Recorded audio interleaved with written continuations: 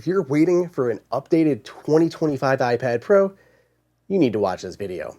Before I get into the new iPad Pro rumors, if you want to keep up to date with all the latest Apple news and reviews, hit that subscribe button.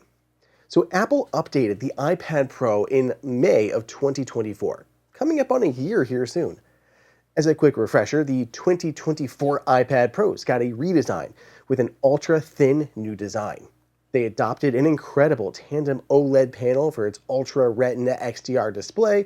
Plus, it was the very first device to support the M4 chip, literally beating the Mac to market.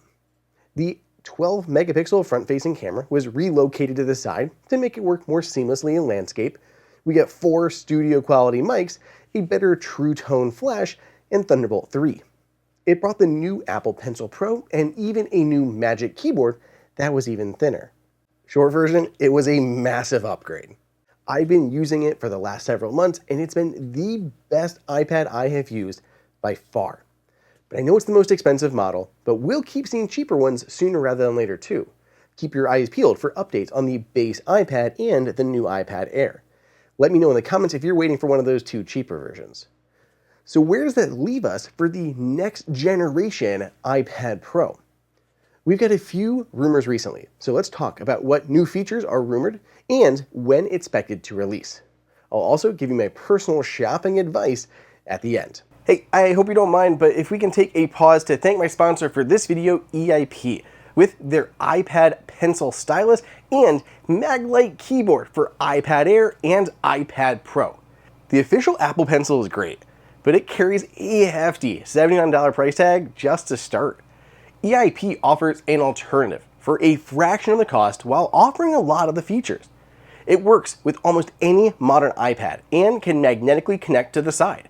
It powers up over USB-C, where 30 minutes gives you 15 hours of usage. You can see how much power is left too by the color-coded display on the end of the pencil. It has 0.1 millimeter pixel perfect accuracy and basically no latency. Like Apple Pencil, it has palm rejection and tilt sensing.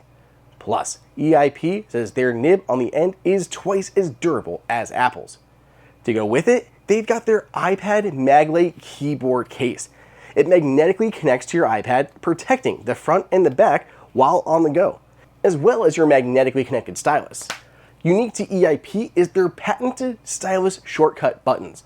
Just press them to instantly change between the pencil, eraser, or highlighter when using GoodNotes or Notability. It's ultra lightweight and has super long battery life that will let you go 3 months without having to charge. Grab either of these EIP products at the link below in the description. So Apple famously skipped the M3 chip on the iPad Pro, moving directly to the M4. This time, the rumors seemingly confirm that Apple will use the M5 on iPad Pro instead of skipping to the M6.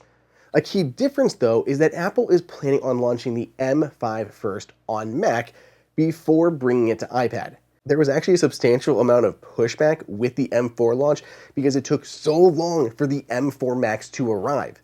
This would seemingly right that. According to Main Chi Kuo, the M5 will go into mass production the first half of 2025 and be built on the advanced N3P node. ET News said that production has officially kicked off, according to their sources. TSMC says its new N3P process can increase the density and improve thermals, allowing new chips like the M5 to either boost performance by around 4% or keep the same clock speed but cut power usage by almost 10%.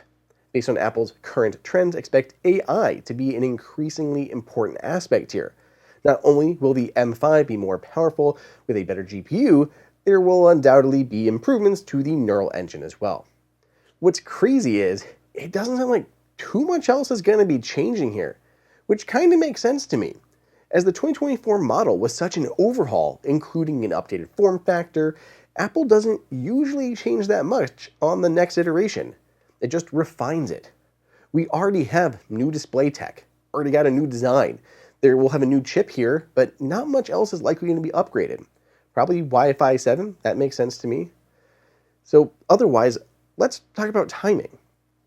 Ming Chi Kuo followed up on his M5 prediction by saying the new iPad Pro will start production in the second half of 2025, pointing to a possible fall release. Mark Gurman recently doubled down, saying that the new M5 MacBook Pros would be coming this fall and the new iPad Pros would follow. They will likely be released late 2025 or even early 2026.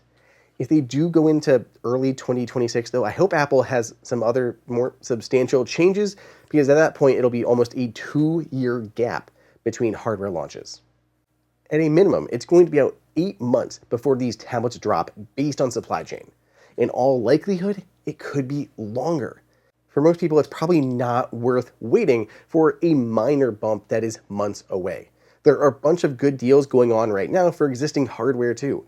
Amazon has up to $200 off the M4 models right now even.